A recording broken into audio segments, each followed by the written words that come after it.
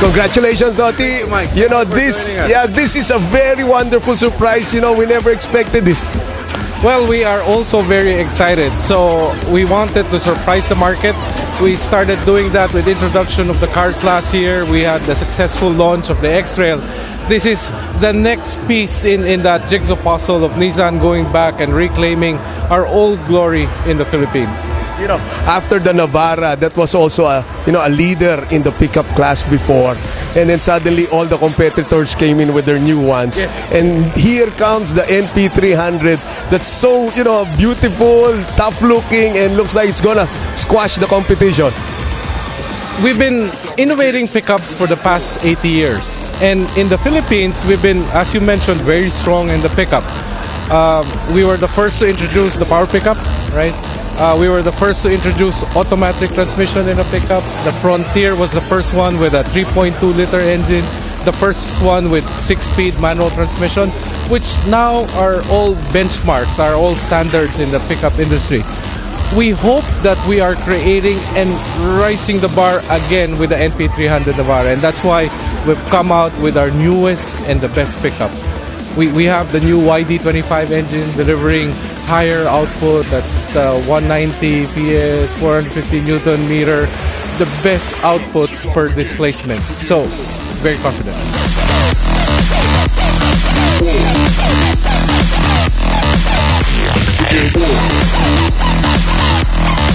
That's only one thing that we know. Nissan is really all about engines and everything, but somehow you even did something more, a multi-link suspension in the front of the pickup. I was saying there are three things we need to remember about the NP300, the new NP300 Navara. It is powerful because of the engine, as mentioned. It is also comfortable, and it is innovative. You already mentioned about the riding comfort, no? The Nissan Navara will be the first pickup in the market that would have multi-link suspension.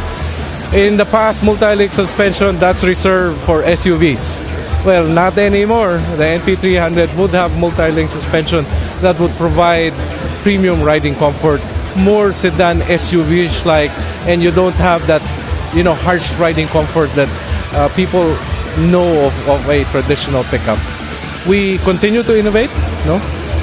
Aside from our new engine, the NP300 Navara would have our brand new 7-speed automatic transmission with manual mode. And this one, Mike, this is close to your heart.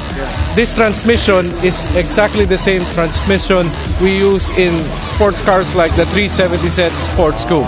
Same transmission in a Sports Coupe, now in a pickup, delivering class-leading fuel efficiency at lowest cost of maintenance.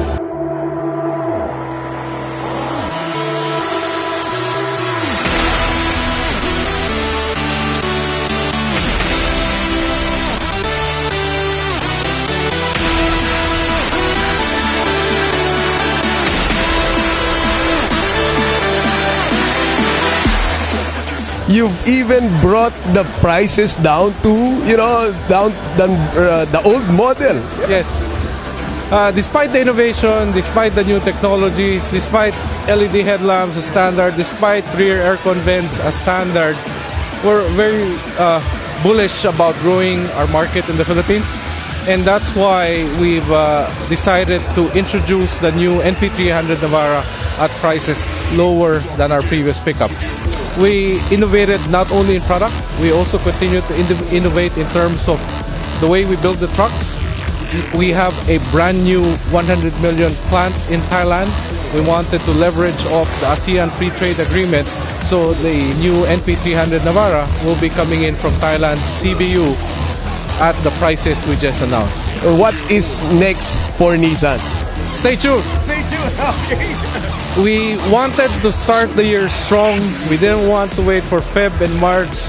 That's why we introduced the NP300 Navara.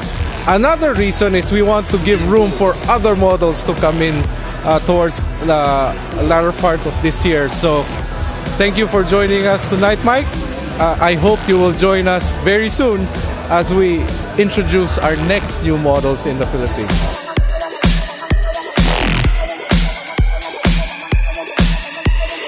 Yo, it's all it begins. begin war.